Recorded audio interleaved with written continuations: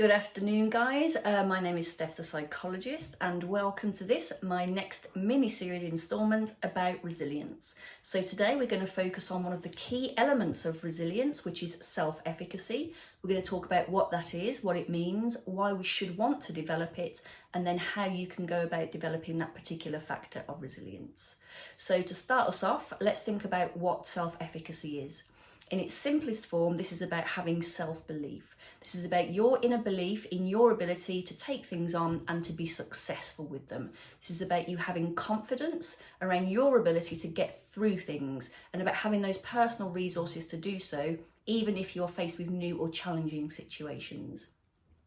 Just to be clear, this is not about saying you could do anything. This is not about being completely naive and stepping outside of your remit or outside of things that you can actually do and being dangerous. This is much more about saying, I believe I could learn to do anything.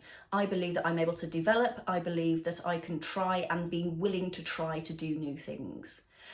So why is this important?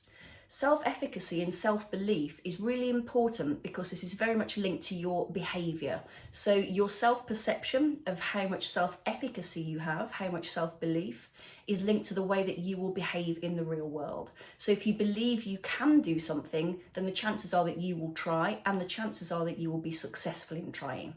However, if you don't have that self-belief and that self-efficacy, the chances are that you may not try at all, or that you may sabotage yourself with behaviours that don't fit in with that success. So you might try to have those negative beliefs and that will stop you from succeeding.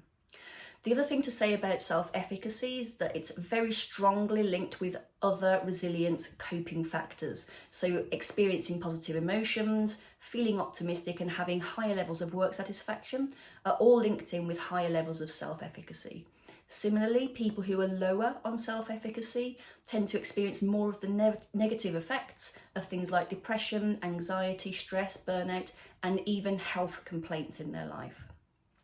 So let's think about how you can actually develop this and where you are at the moment. So some of the questions that you can consider to understand your level of self-efficacy right now is to say, am I a good problem solver? Where do I sit on that scale? Do I tend to achieve my goals and work towards them? If unexpected things crop up, can I usually handle them? Is that something I'll have a go at doing? And am I resourceful in finding options and solutions to problems that come my way? So let's think about how you can develop and move this forwards.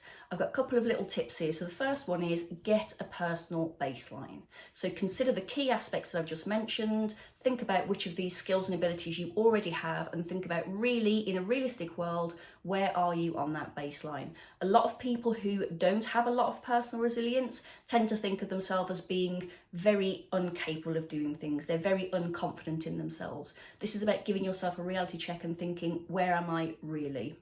The next thing is to think about leveraging your mindset. Self-efficacy is about self-belief and self-reliance and the perception of your ability to cope. This is very much about the way you look at the world. So think about that and where you are at the moment. And the last thing to say is to consider your successes. So think about when you've coped with things in the past that were challenging, that you've been successful in succeeding with that. So think about, for example, a recent global situation comes to my mind, and I'm willing to bet that you actually dealt with it better than you ever would have thought that you could have. So again, other things that you can do to develop your self-efficacy are to push yourself and try things that are outside of your comfort zone. Practice your problem solving skills by coming up with novel or different solutions to common daily problems and try using that out day to day. I'd love to know what you think of this video. If you really enjoyed it, please could you subscribe, like, share it, comment on it, tell me about your personal stories. I'd love to hear more from you. And coming up next in the series, we've got more information about resilience and the factors that are included in it. Thank you very much.